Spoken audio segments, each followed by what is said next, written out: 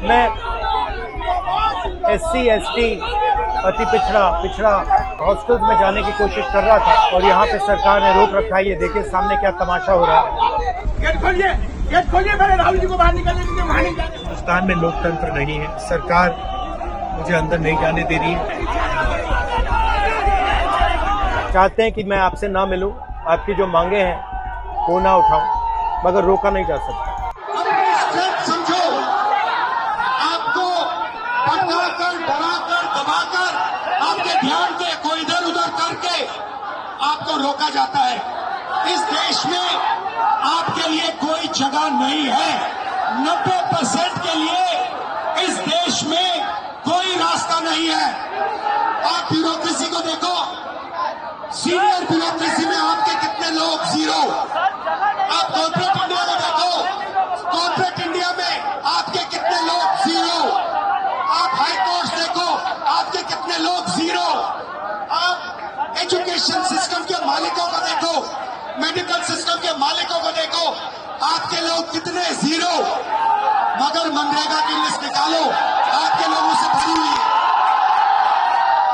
मजदूरों की लिस्ट निकालो, आपके लोगों से भरी हुई है। सारे के सारे कॉन्ट्रैक्ट, सारा का सारा धन 5-10% के हाथ में जाता है और आपको उल्टी सीधी बात बताकर आपके ध्यान को इधर उधर कर दिया जाता है। आपको एक साथ खड़ा होना है और 3 मांगे हैं। पहली मांग जाति जनगणना, दूसरी मांग प्राइवेट इंस्टीट्यूशंस में, प्राइवेट स्कूल्स और कॉलेजेस में रिजर्वेशन, अति पिछड़ा का, ओबीसी का, दलित का, आदिवासी का।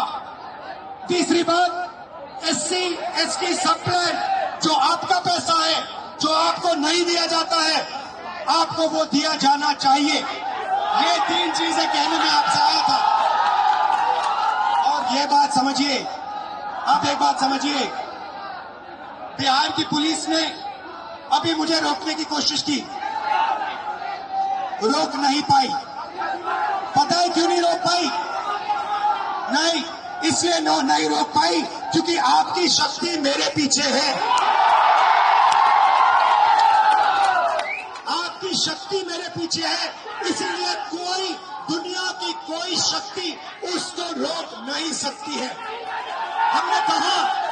हमने नरेंद्र मोदी से कहा, पार्लियामेंट में कहा, तुम्हें जाति जनगणना करना पड़ेगा। हमने उससे कहा कि तुम्हें संविधान को यहां माथे पर लगाना पड़ेगा। नरेंद्र मोदी जी ने आपके दबाव से डर कर जाति जनगणना हिंदुस्तान में घोषित किया है। आपके दबाव से डर कर उन्होंने कॉन्स्टिट्यूशन अपने माथे पर लगाया है।